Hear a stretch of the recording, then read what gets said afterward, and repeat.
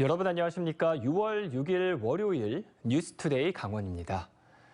지난 2019년 문을 연 해안 탐방로인 삼척초곡 촛대바위길엔 코로나19 상황 속에서도 50만 명이 넘는 관광객이 찾았습니다. 이렇게 촛대바위길이 인기를 끌자 삼척시는 탐방로를 연장하기로 했는데요. 배연환 기자가 보도합니다. 눈이 시리도록 푸른 바다와 신이 빚어놓은 듯한 절벽이 장관을 이루고 있습니다. 용이 승천했다는 용굴고와 촛대바위, 거북바위 등 바다에 우뚝 선 바위도 기이합니다. 너무 이 거리도 길도 너무 잘 해놓고 물도 좋고 너무 깨끗하고 환경이 너무 좋아요. 총 사업비 94억 원을 들여 지난 2019년 7월 완공한 초곡 용굴 촛대바위길 660m 구간엔 전망대와 출렁다리, 데크길 등이 갖춰져 있습니다. 해안 경관이 빼어난 데다 드넓은 동해바다를 만끽할 수 있다 보니 개장 이후 지난달까지 모두 52만 명이 다녀갔습니다. 초곡 촛대바위길의 인기가 확인되면서 삼척시가 추가 연장 설치를 추진하고 있습니다. 이미 연장 공사를 위한 실시 설계 용역이 끝나 다음 달부터 2024년까지 강원도 지원액을 포함해 모두 85억 원의 예산을 들여 290m를 추가로 조성할 계획입니다. 촛대발 용굴부터 해가지고 지금 저 용화 방면으로 290m를 더 연장하는 그런 사업이 되겠습니다. 170m는 데크교로 가고 120m는 출렁다리로 가설하게 되겠습니다. 촛대바위길이 추가로 들어서면 주변 장호항과 해양 레일바이크, 해상 케이블카 등과 연계해 관광 시너지 효과가 더 극대화될 것으로 기대되고 있습니다. MBC 뉴스 배연환입니다.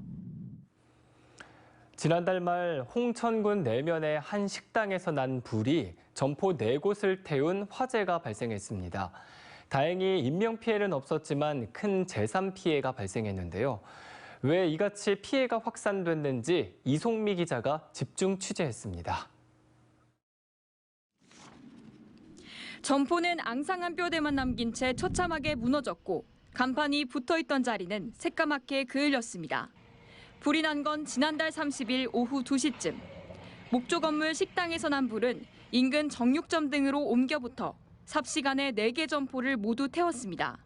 소방차가 오기 전에 이미 우리가 응급조치를 막 하고 있고 소화기를 쏙 불이 붙기 시작하니까 옛날 고가구다 보니까 정신없이 붙는 거예요, 불이.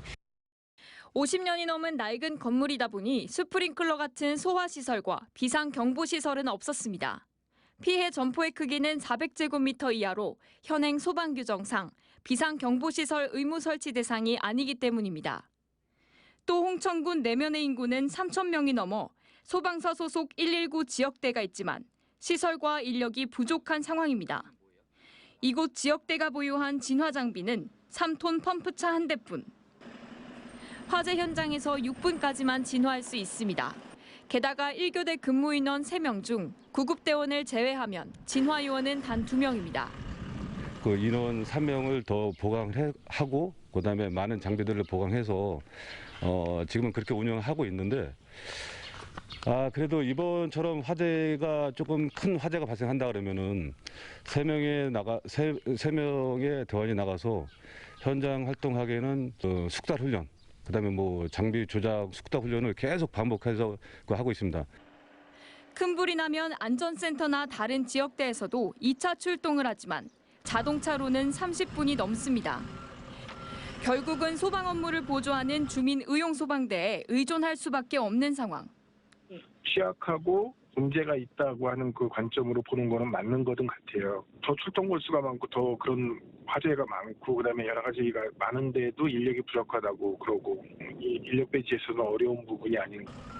소방당국도 최근 화재 취약 지역의 문제점을 보완하기 위해 3명씩 9명이 3교대로 근무하도록 인력을 충원했지만 모두 법적 최저 수준입니다.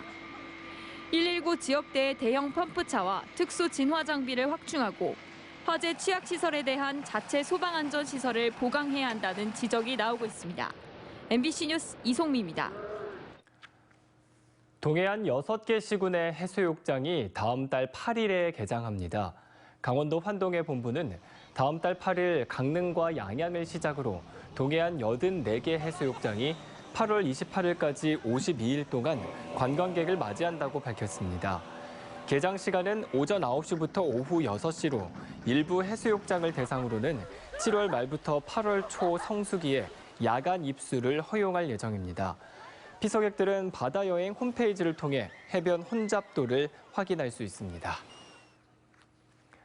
교육부가 2023학년도 정부 재정 지원 제한 대학 21곳을 확정한 가운데 도내에서는 강원관광대가 최종 포함됐습니다. 강원관광대는 국가장학금과 학자금 대출 모두 100% 제한되는 2유형에 지정됐습니다. 교육부는 이와 별도로 2022-2024년 일반 재정지원 대학에서 탈락했던 춘천 송곡대와 영월 세경대를 일반 재정지원 대학으로 추가 선정하기로 확정지었습니다. 사회적 거리두기 전면 해제로 모든 교육 활동이 가능해지자 강원도 교육청이 학교 안전사고를 예방하기 위한 강원 학생 안전협의체 운영을 강화합니다. 강원도 소방본부와 강원지방경찰청, 학부모회 연합회 등이 참여해 생활안전과 체험학습 안전, 교통안전과 시설안전 등 6개 영역에서 19개 실천 과제를 점검하고 현안에 대한 해결 방안을 찾기로 했습니다.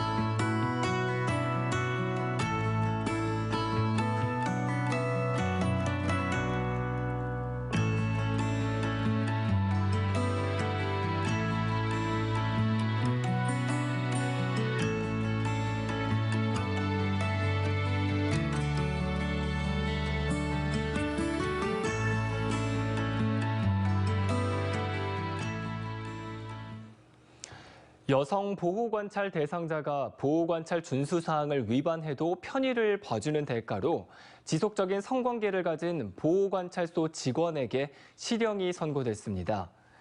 춘천지법 강릉지원 제2형사부는 마약 관련 범죄를 저질러 보호관찰 대상자가 된 20대 여성이 야간 외출을 하거나 주거지를 이탈하는 등 준수사항을 위반해도 봐주는 대가로 여러 차례 성관계를 가진 모 보호관찰소 소속 공무원 40살 A씨에게 징역 2년을 선고했습니다.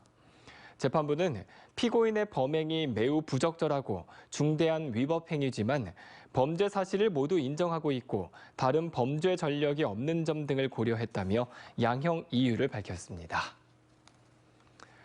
강원도가 소규모 축산 농가 등에서 방역을 지원하는 공동방재단의 운영 실태를 점검합니다. 강원도는 상대적으로 전염병에 취약한 소규모 축산 농가 3,300호와 밀집 사육시설 5곳 등에서 소득을 지원하는 공동방재단 49곳에 대해 내일부터 나흘 동안 운영 실태 점검에 나서겠다고 밝혔습니다.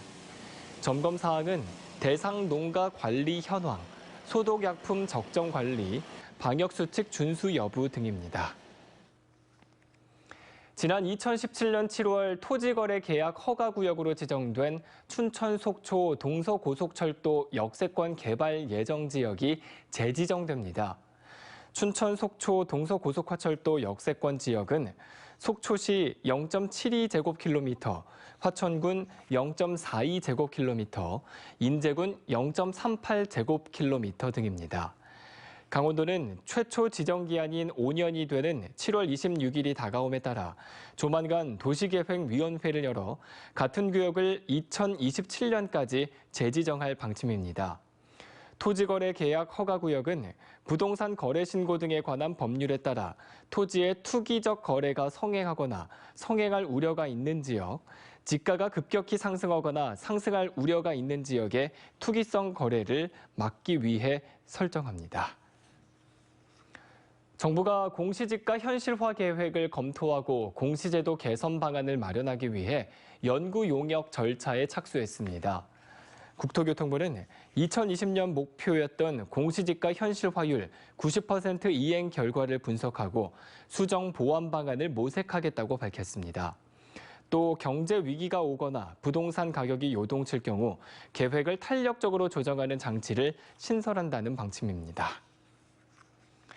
강릉항에 요트를 계류 보관할 수 있는 시설의 운영을 놓고 업체와 강릉시가 갈등을 빚고 있는 가운데 강릉시가 어항구역 사용 허가를 고심하고 있습니다. 강릉시는 지난달 말 요트 계류 시설의 어항구역 점용과 사용 허가 기간이 끝남에 따라 불법 시설물 철거와 계류장 안전 편의시설 개선을 조건으로 오는 17일까지 어항 사용을 연장했습니다.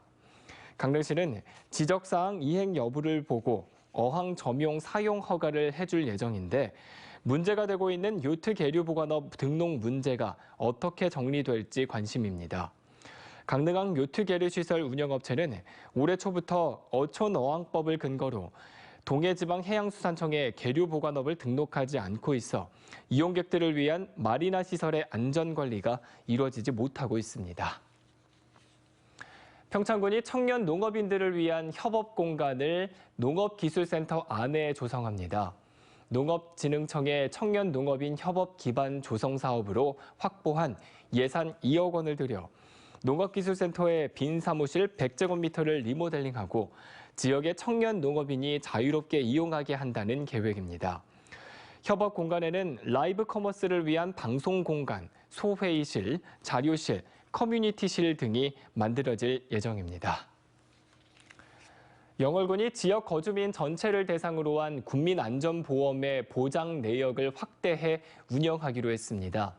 기존의 안전사고 빈도가 높아 보장 내역에 있었던 자연재해 사망, 폭발 화재 붕괴 등 13가지를 유지하고 이번 달부터 갱신된 보험에는 감염병 사망과 개물림 사고 등 2개 항목을 추가합니다. 보험금은 사고일로부터 3년 안에 한국지방재정공제회로 청구하면 받을 수 있습니다. 한편 영월에서는 2019년 이후 지금까지 모두 10건의 사고에 1억 1천만 원의 보험금을 지급한 바 있습니다. 잉글랜드 프리미어리그 득점왕이자 춘천 출신 손흥민의 이름을 건 국제 유소년 축구대회가 춘천에서 펼쳐집니다. 2022 손흥민 국제 유소년 친선 축구대회는 8일부터 11일까지 동면에 위치한 손흥민 체육공원에서 열립니다. 한국을 비롯해 콜롬비아, 몽골, 베트남, 싱가폴, 인도네시아의 12세 이하 선수단 100여 명이 참가해 자웅을 겨룰 예정입니다. 춘천의 대표 과일인 한의원 멜론이 본격적으로 출하됐습니다. 춘천시에 따르면 한의원 멜론의 당도는 15에서 20브릭스로 일반 멜론보다 당도가 높아 소비자들에게 인기가 있고 올해 20만 개 생산이 목표입니다. 특히 올해는 비파괴 당도 선별과 포장 라인을 새로 설치하는 등 현대화 출하 시스템이 구축됐습니다. 현재 춘천에서 한의원 멜론을 재배하는 농가는 39개 농가로 지금까지 83만여 개를 판매했습니다. 이상으로 뉴스투데이 강원을 마칩니다. 시청해주신 여러분 고맙습니다.